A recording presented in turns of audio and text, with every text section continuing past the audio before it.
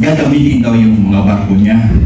Kumbaga sa Bisaya pa, hapon system, may ugnayan na kayo sa pagawag ni former Governor Chavit Singson. Thank you. Kaya maraming salamat sa tanong. Yung PDP laban, ito yung press con natin ngayon, ay wala po kaming direktang ugnayan. Ang PDP laban as a political party kay Manong Chavit. Pero ako bilang personal na kaibigan ni Manong Chavit, madalas din po kaming magkausap. Katunayan nga po, mga 3 weeks ago, ako'y na-imbitan niya sa isang dinner. Doon po ako naghapunan sa kanyang bahay sa may Corinthian. At marami kaming nakapag-usapan. Marami siyang mga nabanggit sa akin. Kasi tinanong ko, Mano, bakit kayo magkaroon ng hindi pagkakaunawaan ng Pangulo? Samantalang magkakasama tayo noong 2016, nung tumatakbo ng Vice President siya. Tapos 2022, sumuporta ulit tayo mga Ilocano. Ilocano rin po kasi ako. Kaysa kaputod ko, nakarating nyo dita ang yan. Pero sabi ni Manong Chavit, tuloy na sa akin yung mga kadahilanan. At naiintindihan ko yung mga posisyon ni Manong Chavit. Hindi ko alam kung ano yung partisipasyon ni Manong Chavit dito sa gaganaping mga pagtitipon mula sa 16, 17, 18. Kasi nung nagkausap kami, 3 weeks ago, wala pa itong napipitong malawakan at mahabang pagtitipon. Pero sa naririnig ko, sino sabihin natin Marites ito, ay magpapakain siya. Yun na narinig ko.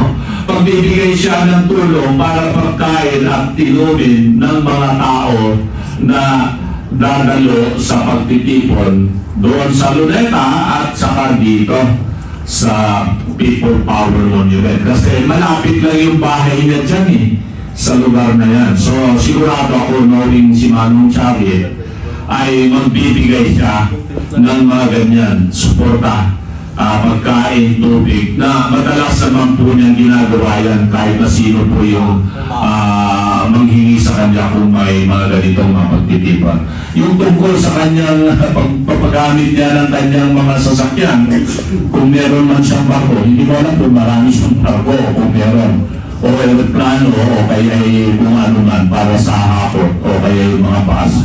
Hindi ko rin po alam yan. Wala po kami ugnayan patungkol po dyan. So, ang alam ko rin, at hindi ito Marites, ito ay impormasyon, ay marami po sa ating mga kababayan sa probinsya. Doon naman po sa ating probinsya sa Pangasinan, marami po mga lumapit po sa akin na gusto po nilang dumalo sa pagtitipon sa Kamaynilaan sa November 16, 17, 18. At naghahanap sila ng pwedeng makatulong para sa kanilang transportation expense. So marami po yan. So hindi lang sa Pangasinan yan, sa iba't ibang mga probinsya, lalong-lalo na dito sa Luzon. Marami rin po ako mga kaibigan sa Visayas at Mindanao na talagang sasadyan nila na pupunta rito sa November 16, 17, 18. Kung paano sila makakarating po rito ay hindi ko rin po alam yung detalye niya. Pero sa aking social media account, sa aking messenger, sa Viber, sa mobile phone, ang dami kong nare-receive ng mga text at nang hihingi ng suporta ng tulong, makarating lamang po sila dito sa Manila. Dagdag lang ako, siguro dapat yung administrasyon hindi mamasamain kung sakali mayroong pagkain na pinadala si Chavit Singson, no? Kasi alam ko noong 21, pati yung mga Katoliko at liberal na mga makakaiwa ay nakakain ng kanyang bus na kanyang na panugay, no? Ang lang natin dito sa gawain na ito, dapat tayo mismo ang pupunta kasi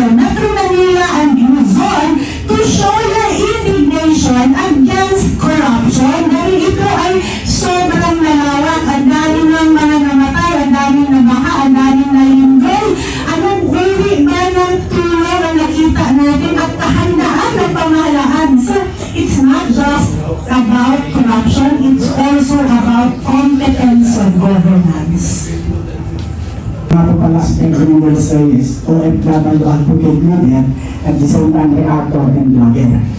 Nandito sa Dinandorin. Tanong ko naman po, kasi tila mayroong konting kalituhan para sa aking kaisipan, na ang panawagan ng iba ay hanggang doon lamang sa investigasyon na hanggang utokesin hindi pa nga umaabot kay Martin Romualdez. Ang gusto lang nila hanggang doon lang. Kasi para po sa atin, ako po ay makikisa sa panawagan na ito at susuporta ng buong puso kahit kamatayan, basta ang ugat ang maaalis natin. Ang panawagan po natin dito ay putulin ang pinaka-ugat ng kaguluhan. Hindi lang ito usapin ng korupsyon. Usapin po ito ng kalagayan ng ating bansa. This is not a matter of politics, but a matter of nation and peoples. Ako po ay makikisa rito. Buong OFW po ay nandito na. Kung ano po ba talaga ang panawagan, ito po ba ay pagpapaalis lamang sa hanggang kina Saldico at kay Romualdez, pero ang Pangulo mukhang pinagtatampan. Kasi po ang lahat ng kaguluhan na ito, kung hindi po pipirma, matumihin na ito. Kung hindi pipirma at hindi sasang-ayon ang pinaka-Pangulo, hindi po magkakaroon ng mga ghost project. Dahil ang ugat po ang talagang dapat natin maputol dito. Kung talagang gusto natin ang isang tunay na pagbabago, simulan natin na ang dapat mismo ang Pangulo ay step down. Yan po ang aking prinsipyo, step down. Dahil kapag ang Pangulo natanggal o nag-resign o nag-step down, sigurado yung mga nasasanga ay mawawala na rin. Ito po ay usapin ng bayan ng pamayan. Ang buong OFW sector to ay makikisa sa panawagan na tapusin na ang korupsyon at magkaroon ng isang tunay na leader na may malasakit, may empathy, may decision making at merong pagmamahal sa bansa at mamamayan. Maraming salamat po. Yun po ang tanong ko. Ang tanong ko yun na nga ano ba ang ating, saan ba tayo sasama? Doon saan? Kasi ang panawagan po talaga, meron po hanggang kayo Martin Romualdez, hindi pa nga umaabot doon Kasi hindi nila binababalik si Saldico. May panawagan gano'n, hanggang doon lang. Pero ako para sa akin nga, ang panawagan dapat natin ay ang ugat mismo ay ang matanggal. O hindi man matanggal dahil hindi tayo nananawagan para patalsikin. Tayo ay nananawagan at nakikiusap na kung maaari para maiwasan ang malaking kaguluhan, step down. Yung will po ng nangunguna ay ibigay nila po ang kapayapaan. Bumabasa ng buong puso para maiwasan ang isang malalang kaguluhan. Yun po, hindi po natin pinapatalsik. Siya po mismo ay mag-step down, resign. Salamat po, Sir. Maraming salamat po. Nauunawaan po natin siyempre ang inyong bugso dahil po yan po ay nararamdaman ng milyon-milyon ng mga kababayan natin. So, pakinggan niyo po maigi ito, ha? Ito po ay isang uri ng People's Congress. Tama po ba? Tama. Dahil po ang mandato po ng ating mga hinalal ay galing po sa taong bayan.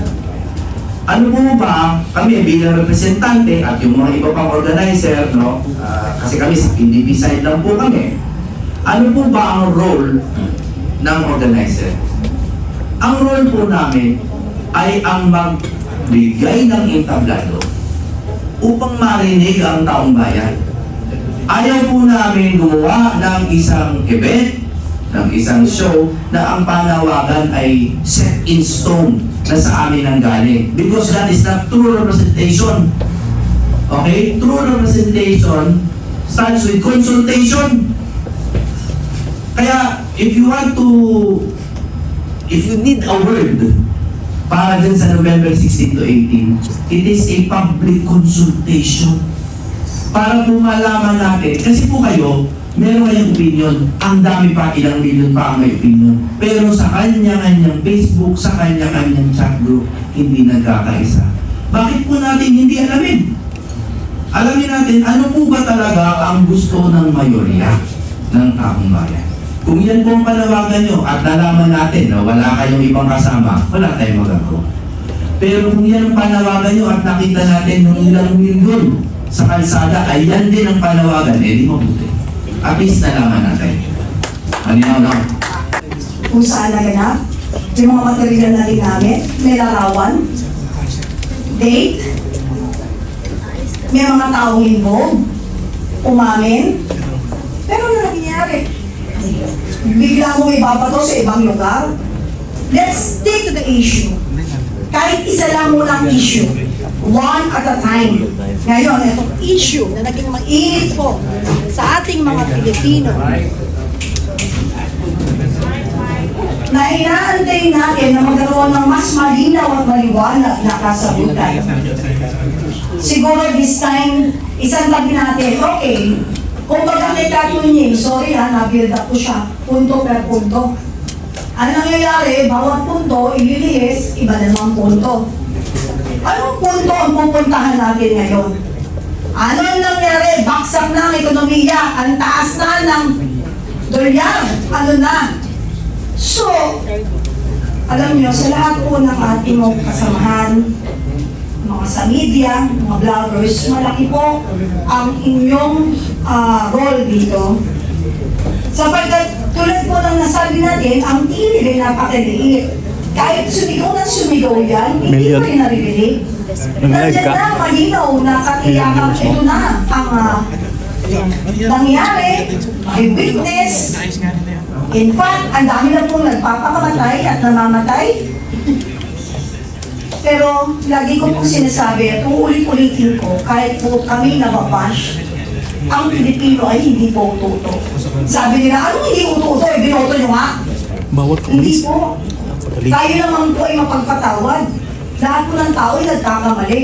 Pero sabi nga nila, bilang isang leader, dapat iporma mo, we can forgive you kahit 1,000, 1,000,000 mali. But make sure na yung mali yun ay iba't ibang klaseng mali. Because pag paulit-ulit yung isang mali yun, ano pong tawag doon? It's a sign of capital S. Kayo na po magsabi kung ano po yung S. Pakilakas po. Say it loud. Di po ba? Opo. At saka sa inyong lahat po dito, alam naman po ninyo ang Partido PDP, napakasimple lang po. Wala po kami maraming resources. Tsaka po kami, bakit ang dami na dadamay? At we are talking about millions of peso, mga financer. Ano yun para ilihis ulit ang usapin? O hindi pa pwede tayo magtulungan, magkapit-busy kahit walang pera para kumilos at manindigan sa tama para sa ating bansa at sa ating mga kababayan magpahanggang ngayon nakalugod pa rin sa tubig. Tapos you will deny yung usaping flood control. My God, we're talking about billions of peso. Pagkatapos yung flood control, flood lang meron, nawala yung control. Siguro because of that, tayo rin mga Pilipino, nawawala na rin po yung control natin dahil wala na sa hulog yung mga sinasabi nilang dahilan. Maawa tayo sa ating mga susunod na henerasyon. Kung ipamamana pa natin yung paikot-ikot na nakakahilong dahilan na hindi natin makuha yung tunay na dapat gawin para maiangat ulit yung mga nawawala dito sa ating bansa. Sabi nga nila, ang usapin natin kanina is all about flood control, right? Kung saan may baha, doon may corrupt. Malinaw. Kaya nagtataka ako, bata pa ako, may mga lugar dyan, somewhere in Luzon, may baha. Pero, hangang-hanga tayo sa mga kinakawan at mga nakaupo doon, puring-puring natin. Yung pala, kaya pala baha. At nalaman ko rin na kapag kunwari, may mga ganyang mga problema, iyan po ay naididiga pala para badyagan at gawa ng lunas at solusyon. Pero wala akong nakitang solusyon. Saan ka nakakita? Isang bayan sa Bulacan. Never nilang na-experience na sumakay ng tricycle at jeep, kundi umuwi sila sa nilang tahanan na bangka ang sasakyan. Bangka. Ayaw ko sabihin kung anong bayan. Alam niyo po yan. Pero lahat yung mga namuno doon, pinupuri natin ang paulit-ulit. Akala natin natin. So marami na nangamatay at nagbigtik at nagpakamatay at mamamatay pa at magpapakamatay pa sa maling akala. So tayo po mga ginagawa ng media, shout it out. Help us. We are not begging you to do it. You do it as Filipino. Okay po ba? Maraming salamat po. Thank you po.